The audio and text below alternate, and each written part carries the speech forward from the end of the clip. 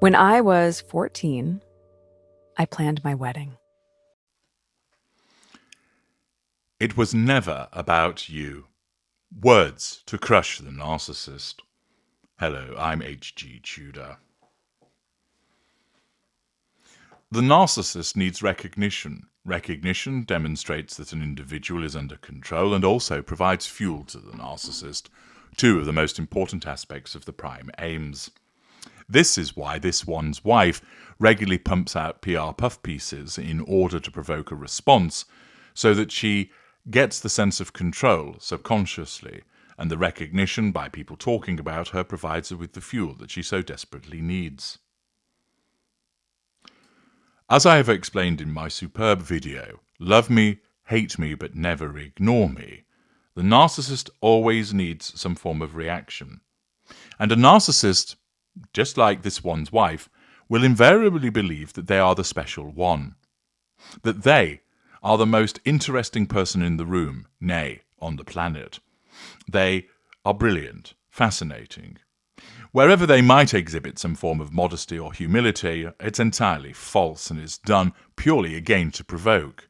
Oh, I don't think what I did was that good. Oh, it was. You were brilliant. Da-da. You've just walked straight into the trap set by the narcissist, whereby you have shown that you're under control and you've provided them with some fuel as a consequence of their false humility.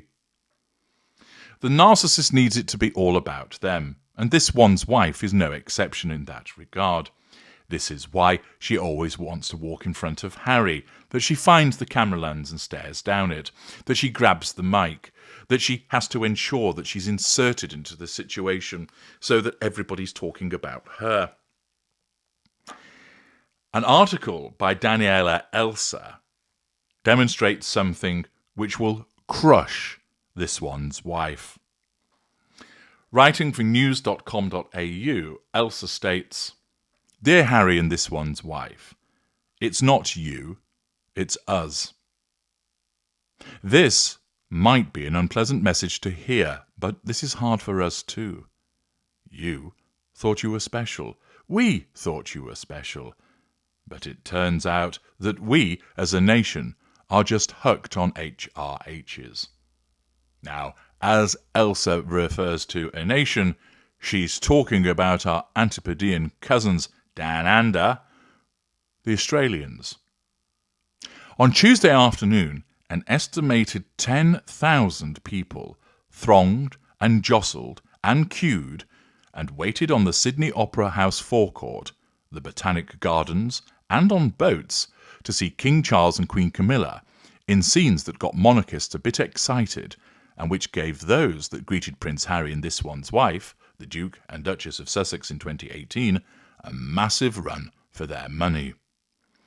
With one fell swoop, Sydney has just managed to crush a major claim that goes to the very heart of Megxit. The Sussexes tour, which feels like it was approximately 83 years ago, was supposedly the high-water mark, the moment the tide of royal fervour in the colonies peaked with the arrival of the glamorous Duchess. This one's wife was young, biracial, she wore jeans. The blazing success of that trip was tangible proof, you see, of the threatening popularity of brand Sussex, which back in London was awakening a green-eyed monster intent on taking down the Duchess. Pausing there. Whilst it cannot be denied that the trip was successful in the sense that lots of people came to see them, which provided this one's wife with fuel, and that they were cheering, which demonstrated they were under control, the fact is, this one's wife's narcissism interpreted as, this is all about me. They love me. I'm special. This demonstrates that I'm more popular than William and Catherine and Charles and Camilla and Andrew and Edward and Sophie and whoever else you might care to mention. Look at me. I'm the rock star. Look at me. I'm breathing life into this old institution. I am its future. All hail me. That's in effect what her narcissism would be telling her. It would be telling her that all of these people have turned out not for the stale institution, but because it's her, because she's young, because she's biracial, because she's cool, because she wore jeans. That she is the breath of fresh air. She brings change. She is the modifier. She is the innovator. All of this self-aggrandizement that would go through her mind, telling her that she is the new power. Thus, it tells her that brand Sussex is the way forward. There's a big problem with that, though. Only now, Sydney and Canberra, as Elsa continues, have just delivered Harry and this one's wife a stunning reality check. It wasn't you. It was never you.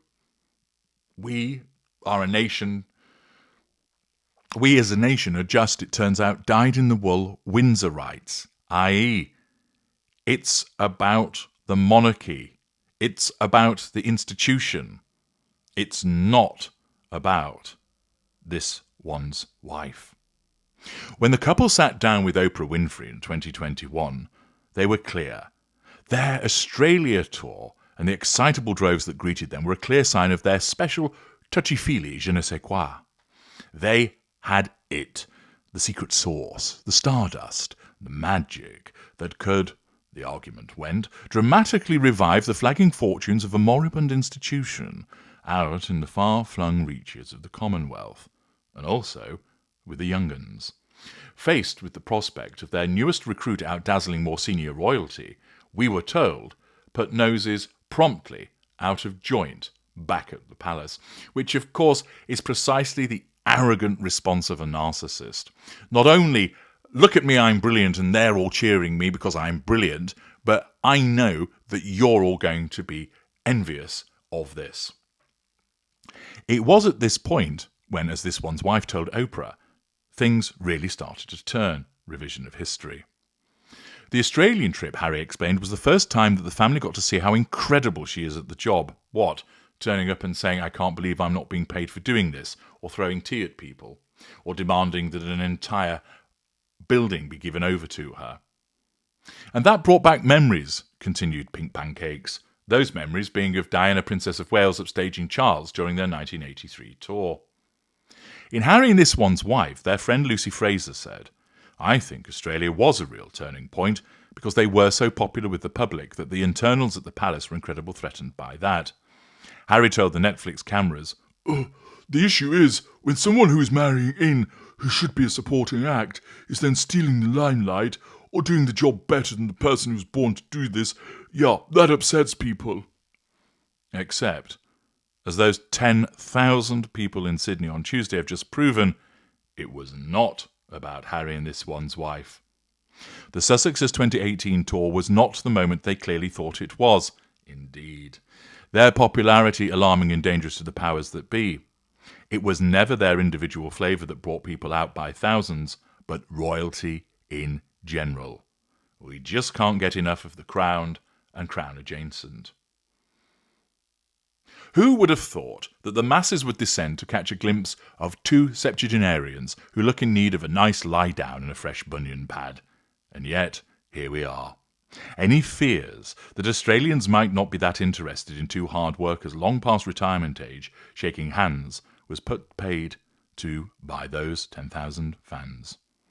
Wonder if anyone in Monte Shitshow, California has been paying attention. Oh, Miss Elsa, she will have been, because she cannot help herself, because she doesn't have much to do. After all, it's not like she looks after the children much, and ARO is going nowhere. She will be rage-scrolling, she'll be keeping an eye on what mainstream media is saying about the royals, because her narcissism leads her to do so. And seeing so many people greeting Charles and Camilla in such an enthusiastic fashion will cause her to be clenching that jaw and grinding her teeth. To shamelessly borrow from the Duchess's 2019 interview, the royal family, looking at the rapturous reception that greeted their majesties in Sydney on Tuesday, are thriving and thriving some more. And pausing there, and notice that they're just getting on with it. They are following expert advice, not bothering with what Harry and this one's wife do, not responding to the jibes, not reacting to the criticisms, not responding to the provocations. They're doing their thing and getting on with it. Rather than being met by an indifferent nation, Charles and Camilla have been buffeted by waves of goodwill, all marvellous fuel for them, and shockingly large crowds, both here and in Canberra, demonstrating the depth of support for this Crown business. The same can hardly be said for the House of Sussex, which now only seems to do a regular line in bad news and PR fiascos. The painful truth is, Harry and this one's wife are still brilliant as entertainment value. In 2024, they don't exactly matter in any sort of serious fashion. They no longer serve any larger meaningful purpose. Yes, they do their charity, and the Duke especially has taken it upon himself to try and take on social media and give the man a stage and a radio mic, and he can give a really good speech. But what has been clearly established and resolutely proven by these Australian crowds is that they have failed to move the ideological centre of gravity from Buckingham Palace to Monty Shitshow. Heck, they haven't even moved it one tube stop past Green Park. That will very much get under this one's wife's skin. She wanted Monty Shitshow to be an alternative court where all eyes were on her, and she's failed. Eyes are on her, but it's in a critical way, a ridiculing manner, a lampooning fashion. Any notion of the Sussexes forming some sort of opposing alternate court that could really give the palace a run for its questionably acquired money can be neatly put to bed. Imagine going back in a time machine to October 2018, when these sorts of opera house scenes were for the Sussexes, and telling them that 6 years later they would have a reported $14 million-ish mortgage, and their brand in the USA would be flagging increasingly a flaccid concern. This one's wife's designer jam empire is yet to eventuate. After signing with Lemonada Media in February, there have been no new podcasts, and even having Uber agent Ari Emanuel as her rep for more than 18 months has yet to translate into any major new commercial deals or large-scale endeavours. And Harry. Oh, Harry. Well, as we learned thanks to Instagram last week, he's learning to surf, so there's that. Handy, since work-wise, his plate increasingly resembles the Dickensian orphans. Even dukes have to find a way to fill the daylight hours. If the Duke and Duchess of Sussex did spend any time scrolling through the buoyant crowd shots from Sydney, how must it have felt? Well, I'll tell you. Harry would actually have a mixture of reactions. He'd be pleased to see that his father is enjoying himself and that there were the crowds there, because after all, he remains part of the monarchy. However, he'd also have a degree of envy and also a degree of regret, because this is what he's given up. This one's wife, of course, will have experienced the ignition of her fury. Envious the adulation that Camilla and Charles are receiving, this article demonstrating that it wasn't anything to do with this one's wife's supposed star power and everything to do with the fact that she just happened to now be in the monarchy. That was why she was greeted so enthusiastically. That is problematic for her. Her narcissism will continue to tell her that that's not the case, that they cheered her because it was her, because she's wonderful, a breath of fresh air, etc., etc. But as invariably the case with the narcissist, the reality is something different. That it isn't the case that it's her star power, but it was because she was part of the royal family. And the fact that that is the case is a crushing blow to the narcissist to be told, it was never actually about you. It was about what you belonged to. Because, of course, this one's wife has always maintained that she's been bigger than the royal family. She's that footballer that believes she's bigger than the team. She believes that she is the power. She believes that she is the magnet for attention and adoration. And for it to be put out so plainly by Daniela Elsa, and, of course, as can be witnessed by the adoration and warmth that's been exhibited towards King Charles and Queen Camilla, this one's wife will hate it. It crushes her to learn that it wasn't about her at all.